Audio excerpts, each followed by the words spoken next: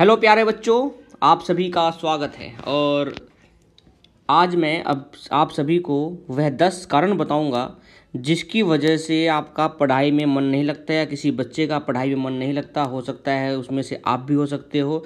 जब आप पढ़ते हो तो आपका पढ़ाई में मन नहीं लगता।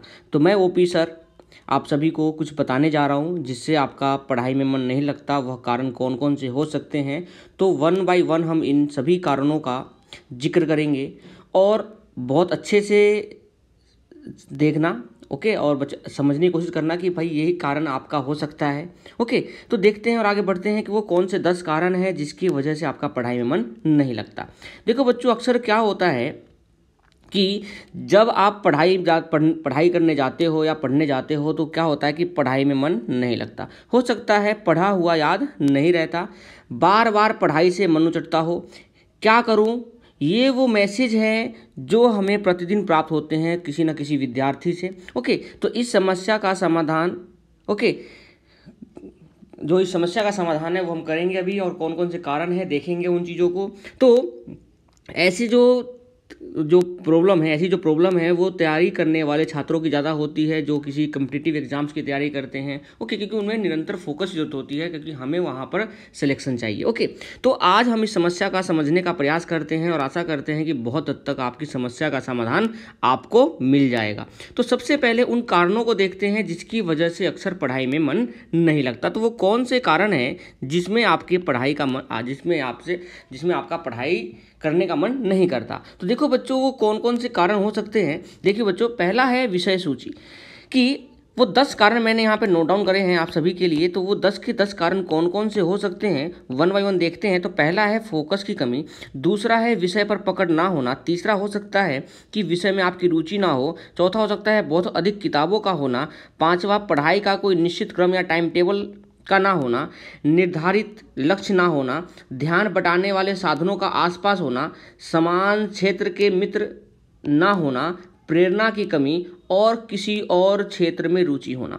ये वो 10 कारण हैं बच्चों जिससे आपका पढ़ने का मन नहीं करता। हो सकता है आपका पढ़ाई में मन नहीं लगता, या हो सकता है जो आप पढ़ते हो आप भूल जाते हो। ओके, तो हम वन बाय वन इन सारे कारणों को देखते हैं और इस कारणों को थोड़ा सा आप समझने की कोशिश कीजिएगा। तो अगर आपको लगता है कि मेरे में ये कमी है तो आप उसको सुधार करने की कोशिश कीजिए। ओके, तो आपका पढ़ने का मन और अच्छे से करने लगेगा। तो स्टार्ट करते हैं और देखते हैं पहला कारण कि फोकस की कमी। कौन सा है कारण बच्चों? फोकस की कमी। तो पहला है फोकस की कमी। तो फोकस की कमी जो है बच्चों, वो क्या है कि अक्सर हम जो पढ़ रहे होते हैं उस पर हम ठीक से फोकस नहीं करते हैं। मतलब कि जब हम गणित पढ़ रहे होते हैं तो मन में अंग्रेजी चल रही होती है और अंग्रेजी के समय गणित। ध्यान रखिए कि एक समय में सिर्फ एक जगह ही मन लगाएंगे तो रिजल्ट 100% मिलेगा।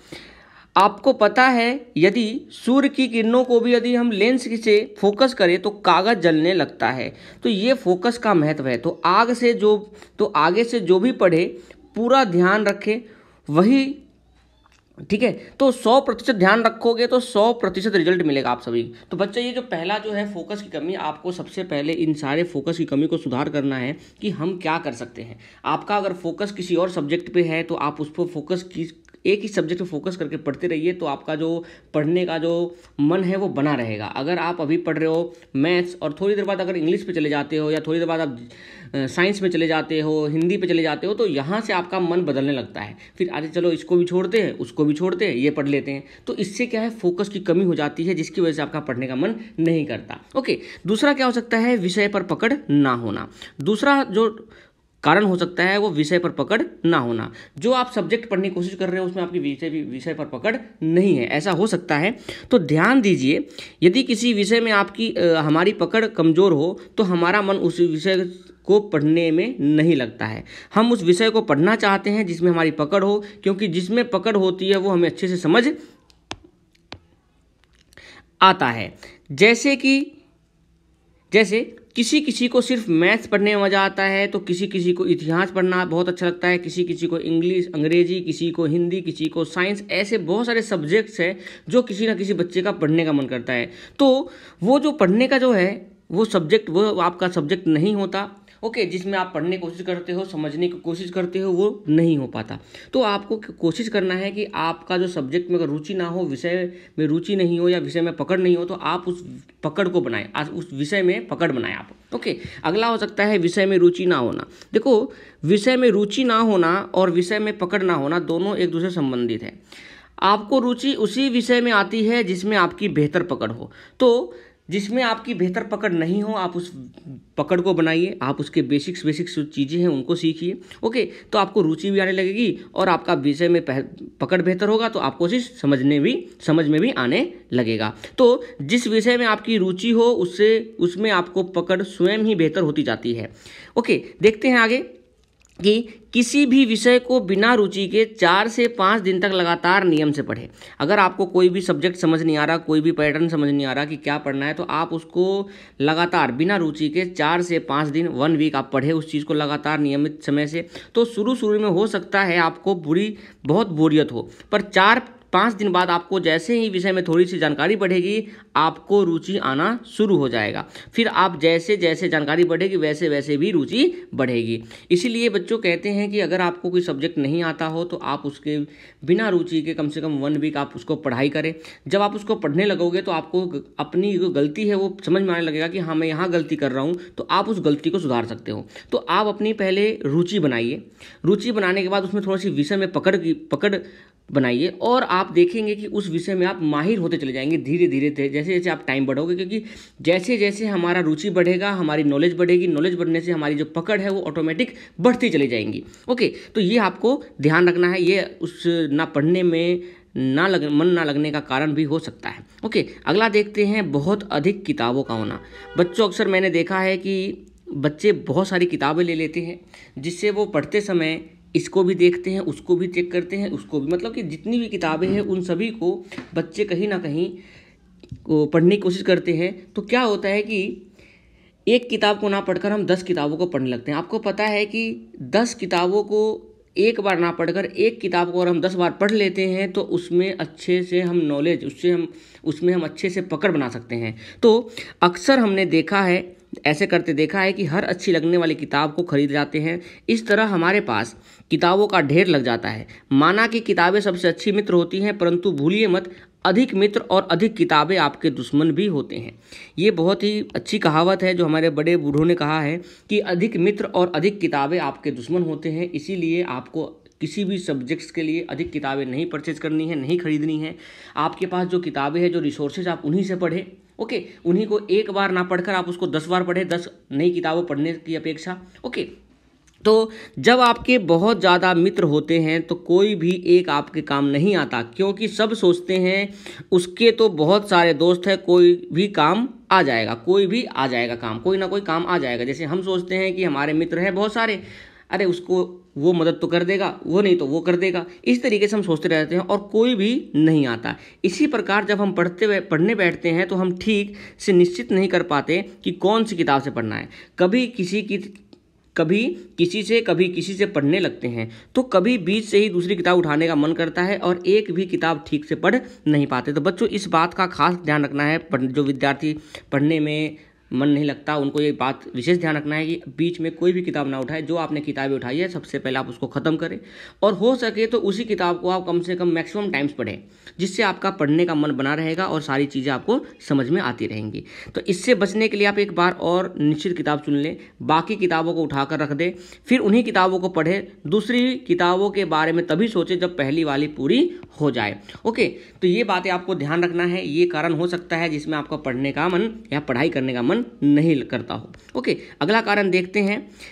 तो अगला कारण हो सकता है पढ़ाई का कोई निश्चित क्रम या टाइम टेबल का ना होना। तो पढ़ने का एक अगला कारण ये हो सकता है कि जब आप पढ़ने बैठते हो तो आपका कोई भी निश्चित क्रम नहीं है, जब मन करता तब बैठ जाते हो। कोई टाइम टेबल नहीं है कि भाई मुझे इस सब्जेक्ट्स को इतनी देर पढ़ना है, इतने बजे तक मुझे ये पढ़ना है, ऐसा कोई भी टाइम टेबल नहीं होता। तो देखते क्या हो सकता है। क्या आपकी पढ़ाई का कोई निश्चित क्रम है? सोचिए आप थोड़ा सा। और फिर क्या कोई भी किताब ऐसे बीच में उठाकर पढ़ने लगते हैं? यदि ऐसा करते हैं तो आप निश्चित ही एकाग्र नहीं हो पाएंगे। आपकी पढ़ाई का एक निश्चित क्रम होना चाहिए। इसके लिए आपको एक टाइम टेबल बनाएं, उसी के आधार पर पढ़ें। उससे आपको पढ़ाई नियमित हो जाएगी, उससे आपकी पढ़ाई क्या हो जाएगी, एक नियमित हो जाएगी, एक शेड्यूल हो जाएगा आपकी पढ़ाई का कि भाई ये जो पढ़ना है मुझे, ये कब पढ़ना है, कैसे पढ़ना है, आपके माइंड में भी वो चीज़ें रहेगा प्री प्लान। तो आपके माइंड में प्री प्लान जब होते हैं तो आप उस चीज़ को एग्जीक्यूट करने की कोशिश करते हो। तो कोई भी किताब ऐसे ही बीच में शुरू ना करें, ना ही बीच से छोड़े। कोई भी किताब अगर पढ़ रहे हो तो उसको आप ख़त्म करो, आफ्टर दैट ही कोई और बुक उठाने की कोशिश करना उससे रिलेटेड। ओके, तो जो किताबें जो किताब पढ़ने के लिए चुने उसे नियमित तौर पर पढ़ें। एक से ज़्यादा किताबें पढ़ने के लिए अलग अलग समय निश्चित करें। अगर आप एक किताब को पढ़ना चाहते हो तो अलग अलग समय निश्चित कर ले कि सुबह इसको पढ़ना है, शाम को इसको पढ़ना है, दोपहर में इसको पढ़ना है, 5 से 6 इसको पढ़ना है, 7 से 8 इसको पढ़ना है। ये आप सारी चीज़ों को ध्यान रखें, आप वो अपना टाइम टेबल निश्चित करें, उसी टाइम टेबल के हिसाब से ही आप पढ़ें। तो एक ये भी कारण हो सकता है बच्चों कि आपका कोई टाइम टेबल नहीं है, जो आपका पढ़ने में मन नहीं लगता हो। अगला कारण हो सकता है कोई निर्धारित लक्ष्य ना होना। अगला कारण क्या हो सकता है बच्चों? कोई निर्धारित लक्ष्य नहीं हो पाना। इसका मतलब है कि आप जब पढ़ते हो तो आपका कोई निर्धारित लक्ष्य नहीं होता है, जिसकी वजह से आपका पढ़ने में मन नहीं लगता। यही नहीं पता होता कि हमें आगे करना क्या है। फिर वही बात आ जाती है कि एक बस स्टैंड पर अगर कोई आदमी खड़ा है बस के लिए, तो कंडक्टर पूछता है कि बेटा कहाँ जाना है। ओके, तो वो कहता है कहीं की भी टिकट काट दो। अब जब तक उसका लक्ष्य नहीं होगा तो टिकट कहाँ काटेगी? ओके, हो सकता है वो दिल्ली जाए तो दिल्ली तक ही सीमित रह जाएगी, उसको आगे जाना हो। तो ऐसा पॉसिबल है कि आपका एक लक्ष्य निर्धारित होना चाहिए। ओके, क्या आपका कोई निश्चित लक्ष्य है या यूं ही पढ़े जा रहे हैं? ये उसी प्रकार है जैसे आपको पता ही नहीं है कि कहाँ जा रहे हो, कहाँ चले जा रहे हो। जब लक्ष्य निर्धारित ही नहीं होगा तो मंजिल पर पहुँचो कैसे? हम यही नहीं पता कि आगे मंजिल कहाँ है तो हम कहाँ तक चलते जाएंगे। ओके, तो मंजिल का पता होना चाहिए आपको कि हमें जाना कहाँ है। ऐसे में आप यही तय नहीं कर पाते कि आखिर आपको पढ़ना क्या है, क्योंकि आप तो सारी किताबें पढ़ना चाहते हो। चूँकि सभी परीक्षाओं का पैटर्न अलग अलग होता है, इसलिए आप किसी भी एक को ठीक से नहीं पढ़ पाते और आपका मन उचटता रहता है। कभी ये एग्ज़ाम आया तो ये पढ़ लो, कभी वो आया तो वो पढ़ लो। ये ऐसा नहीं होना चाहिए बच्चों। ओके, तो अगर आपने अब तक ऐसा अपना लक्ष्य निर्धारित नहीं किया है तो ये सबसे पहले आप कीजिए, फिर देखिए आगे आपका काम आसान होता चला जाएगा। तो आप अपना लक्ष्य निर्धारित कीजिए। हो सकता है आपका पढ़ाई में मन ना लगने का कारण ये भी हो सकता है। अगला कारण है ध्यान बटाने वाले साधनों का आसपास होना। जैसे कि आजकल के डिजिटल युग में हम हर समय मोबाइल फ़ोन, टैबलेट, लैपटॉप इत्यादि से घिरे रहते हैं। इन सब में भी खास तौर पर मोबाइल फ़ोन है जो सबसे अधिक ध्यान बटाने का काम करता है। फ़ोन पर कुछ भी नहीं आया हो तो भी हम थोड़ी थोड़ी देर में उसको देखते रहते हैं। जैसे आजकल का व्हाट्सएप है, थोड़ी थोड़ी देर में देख के खोल कर देखते रहते कुछ आया तो नहीं। फेसबुक का नोटिफिकेशन चेक करना, ये जो आपका ध्यान बटाने वाले साधन है इसको थोड़ा सा आप साइड में कर दे। पढ़ाई करते समय इन सभी सामग्रियों से दूरी बना ले। हो सके तो फ़ोन ऑफ कर ले, आपका ध्यान नहीं भटकेगा। तो अगर पढ़ते समय आपका अगर मन उचटता है, मन नहीं करता, अगर फ़ोन में ध्यान जाता है तो आप उस समय फ़ोन को ऑफ कर ले। हो सकेंगे ऑफ करेंगे तो आपके मन में रहेगा कि फ़ोन ऑफ है, किसी का फ़ोन नहीं आएगा, ना ही आप कर सकते हो, ना ही आप कोई मैसेज या कोई आप चैट देख सकते हो। ओके, तो ये ध्यान बटाने वाले जो साधन है इनको थोड़ा सा आप अपने से दूरी बनाएं, तब आपका पढ़ने में मन लगेगा। अगला देखते हैं, अगला कौन सा हो सकता है।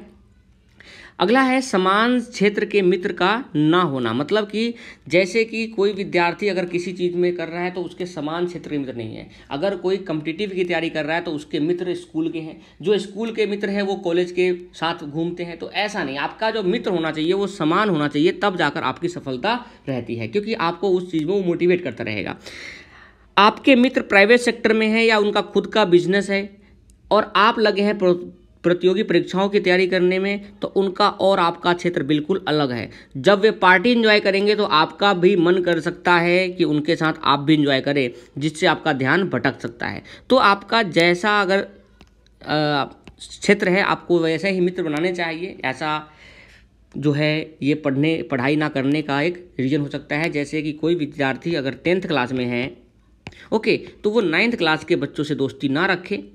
ओके, वो 11th क्लास की दोस्ती से रख सकते हैं, क्योंकि हमको पता है 11th क्लास के जो विद्यार्थी है वो 10th पढ़ के आ चुके हैं, तो वो कहीं ना कहीं गाइड करेंगे। ओके, और दोस्ती करें तो हमेशा अपने ही जिस फील्ड में आपको जाना है ऐसे ही दोस्तों से दोस्ती बनाएं, तो आपको उसमें सफलता मिलेगी। ओके, तो यदि हो सके तो कुछ ऐसे मित्र भी बनाएं जो तैयारी कर रहे हो। उनसे आपको 2 फायदे होंगे। पहला, आपको प्रतिस्पर्धा मिलेगी जिससे आपको तैयारी अच्छी होगी, और दूसरा, आपका ध्यान भी नहीं भटकेगा। तो आपको समान क्षेत्र के मित्र बनाने चाहिए बच्चों। ये पढ़ाई में ना लगने वाला जो मन है उसका भी एक कारण हो सकता है। अगला है प्रेरणा की कमी।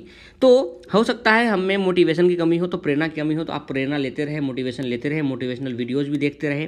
प्रेरणा आपको सफलता के लिए नई ऊर्जा प्रदान करती है। कभी कभी बिना किसी प्रेरणा की तैयारी करते हुए आपको नकारात्मक सोच आ सकती है जो आपकी तैयारी को प्रभावित कर सकती है। ऐसे में कोई सकारात्मक प्रेरणा आपको नई ऊर्जा प्रदान कर सकती है। जैसे आप कहीं मोटिवेट नहीं हो रहे हो तो किसी से मोटिवेशन ले सकते हो। डर लगता है किसी चीज़ में तो आप उसको डर खत्म करने के लिए अपनी बातों को किसी के सामने रख सकते हो, आपको वो बहुत अच्छी अच्छी बातें बताएगा। ओके, तो हमेशा पॉजिटिव वे जो टॉकिंग करते हैं, पॉजिटिव वे वाले जो लोग होते हैं, आप उन्हीं से हमेशा बातें करिएगा तो आपको पॉजिटिव थॉट्स देंगे। ओके, जिससे आपको नई ऊर्जा मिलेगी, नई एनर्जी मिलेगी। तो सफल व्यक्तियों से प्रेरणा लें, हो सके तो उनसे मिले, सफल लोगों के इंटरव्यू पढ़ें, आपको फिर से जोश भर देगा, ये आपको जोश भर देगा। तो आपको प्रेरणा की कमी है तो आप इसको दूर करें। ओके, क्योंकि पढ़ाई में मन न लगने का कारण ये भी हो सकता है कि आपकी प्रेरणा की कमी हो। अगला है किसी और क्षेत्र में रुचि होना। ओके, ये जो कारण है बच्चों, ये किसी और क्षेत्र में रुचि होना, ये भी आपका पढ़ाई में मन ना लगने का कारण है। जैसे मान लो आप साइंस विद्यार्थी, आप साइंस के स्टूडेंट हो और आपको किसी ना किसी लॉ में, वकालत में या इन चीज़ों में इंटरेस्ट है, अकाउंटेंट में इंटरेस्ट है, तो आप साइंस लेकर पढ़ोगे तो आपका पढ़ने में बिल्कुल ही मन नहीं लगेगा। अगर आपको गणित में, मैथ्स में अगर इंटरेस्ट है और बायो ले लेते हो तो आप पढ़ नहीं सकते हो। अगर आप का इंटरेस्ट बायो में है और मैथ ले लोगे तो आप पढ़ नहीं सकते हो, क्योंकि आपका मन नहीं लगेगा, वहाँ पे रुचि नहीं होगी आपकी। तो किसी और क्षेत्र में रुचि होना। क्या आपको किसी और क्षेत्र में जैसे कला, विज्ञान, किसी और क्रिएटिव क्षेत्र में रुचि है? यदि हाँ, तो फिर पढ़ते वक्त आपको उसी का ख्याल आता होगा या फिर उससे संबंधित विचार आते होंगे। वैसे इनमें कुछ खराबी नहीं है। अगर आप क्रिएटिव हैं, जो कि सभी लोग नहीं होते, हो सकता है भविष्य में आप और भी बहुत अच्छा कुछ करें, परंतु अभी वैधता आपकी तैयारी है, आपकी पढ़ाई है। तो सबसे पहले जो प्राइमरी चीज़ें हैं वो आपकी पढ़ाई है, आप इस पर पहले फोकस करें। ओके, तो अपनी रुचि बना के रखें पढ़ाई में। अपनी रुचि को अपनी पढ़ाई से जोड़ दीजिए। अपनी रचनात्मक को अपने पढ़ाई के विषयों पर अप्लाई कर दीजिए। जैसे नए प्रकार के नोट्स बनाइए। यदि कला में रुचि है तो चित्र बनाकर याद कीजिए। यदि लेखन में शौक है तो विषय पढ़ने और उन पर लिखिए, कहानी बना दीजिए। यदि कंप्यूटर में रुचि है तो कोई ऐप बना दीजिए, ई बुक बना दीजिए, जिससे आपकी पढ़ाई भी हो जाएगी और आपका शौक भी पूरा हो जाएगा। तो अपने शौक को पढ़ाई में इस्तेमाल कीजिए बच्चों, और आप देखेंगे कि आपका पढ़ने में मन बिल्कुल लगने लगेगा। ओके, तो आपको इस वीडियो को देखने के लिए बहुत बहुत धन्यवाद। आशा करता हूँ ये आपके लिए बहुत ही लाभदायक होगा, इन्फॉर्मेटिव होगा। Thank you, have a nice day.